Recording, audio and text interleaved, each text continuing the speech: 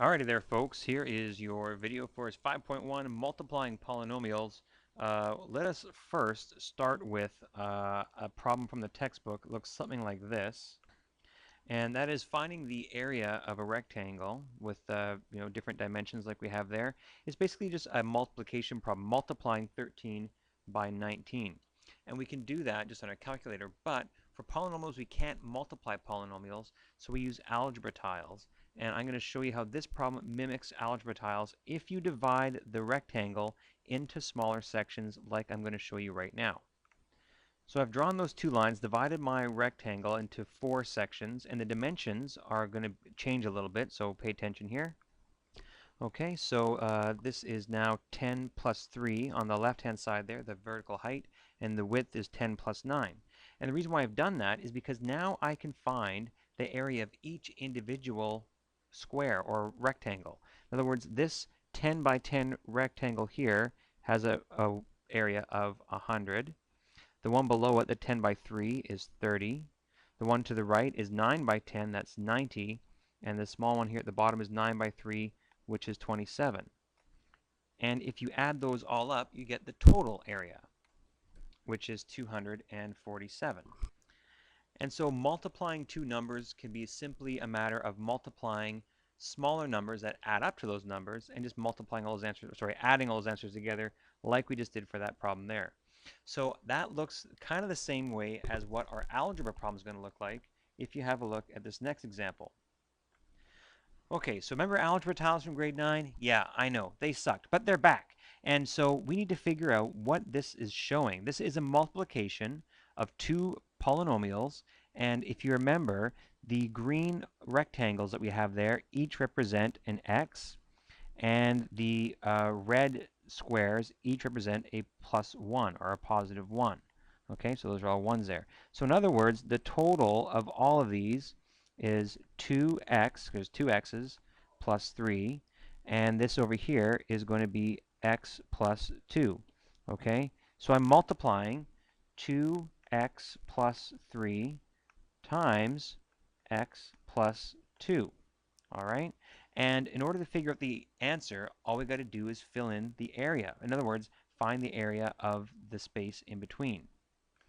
Okay, so to do that, I'm just going to set up a grid system, and all those horizontal lines, they all match up to the dimensions of these bits on the end here. Okay, I'm going to do the same thing for the ones going across the top. So see a bunch of lines appear in just a second that line up with the 2x plus 3 on the there. Okay, and what you're going to see is there's a bunch of spaces that I can color in now. Okay, just by multiplying, finding the area of each of those spaces. So this green box I'm outlining here is x by x. In other words, this is an x squared. Remember those x squareds? Okay, there's another one right here as well, by the way. Okay, and then below those two, there is this one here, which is x wide by 1 tall. So 1 times x, this is x as well. And so is this one. And so is the one next to it. And guess what? There's another one there, and there are 3 more. Do you see them? Yep, that's them right there. There they are there, and there, and there. And then I have a bunch of tiny little squares that I need to figure out where they go. And that is going to be the 1 times 1s. So I need to use red for this one just to make it clear. There it is there, there, there, there, there, and there. Okay? And so that total, all of those things combined, is going to equal my answer, just like the total combined areas of the smaller bits of that rectangle before added up to the total. Just add those all up there. So I have 2x squared, so 2x squareds, sorry, and I have 1, 2, 3, 4, 5, 6, 7 x's and 6 1's. Okay, and that's the answer to my multiplication that I started out with. All right. Now the good thing is you don't really ever have to do those algebra tiles, but you do have to be able to interpret them. I'm more interested that you can actually do the multiplication. So let's look back at how we actually do this from a, say, like an algorithm standpoint. What is it that I'm actually doing to get me that answer? And that'll help us with other problems. So let's look at a different example here. Okay, well, if you remember from the distributive law from back in grade 9, okay, for something like this, you remember that the 3 that's out front here gets multiplied by the x, so this is 3x, and then it gets multiplied by the 2, so 3 times 2 is 6, and it's positive, so as I put a plus 6 in front of it. So that's distributive law, okay?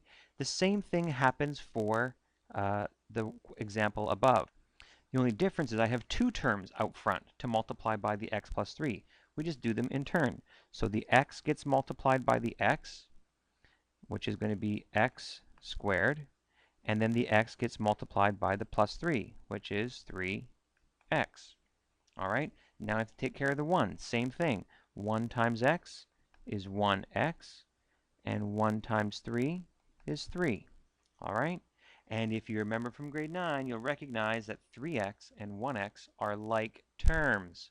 Remember those? Like terms are terms whose variables and exponents are identical. They're both x's. Okay? And to add like terms, you just add the coefficients and you keep the variables the same. Ta-da! Okay, but how the heck does that work for the question on the right that we did there? Well, let's see if we can figure it out using the same model.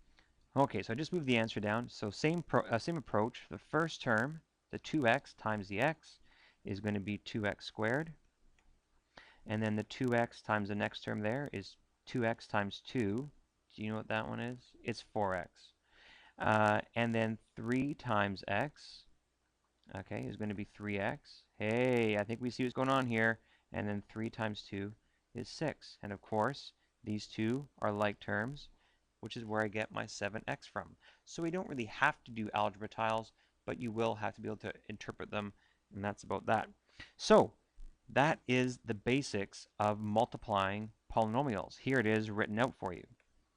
Okay, so to multiply polynomials, multiply every polynomial, every term in the first polynomial by every term in the second polynomial.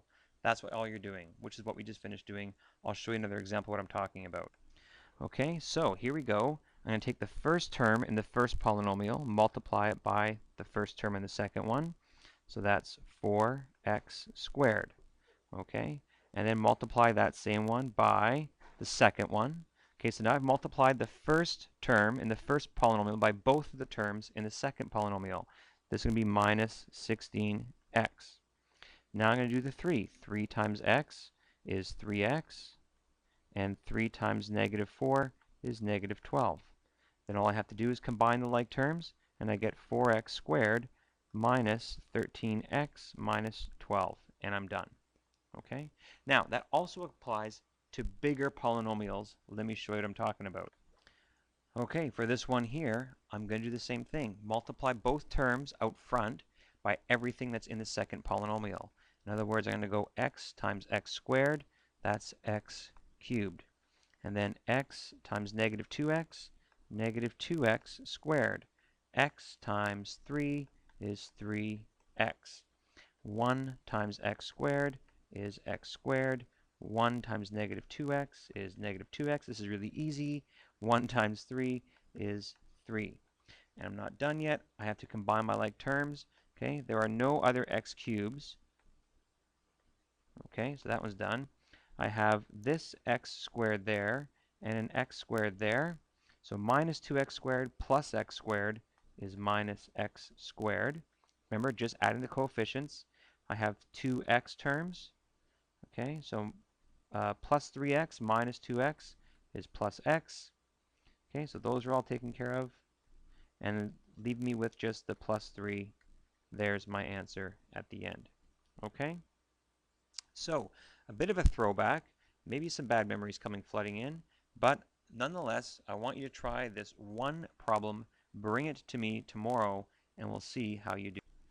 Okay, there you go there. I would like you to bring the answer to that, simplified, all the like terms collected, and you should have at the end of it 4 terms, an x cubed term, an x squared, an x, and a constant term. See if you can get it, and we'll talk to you tomorrow.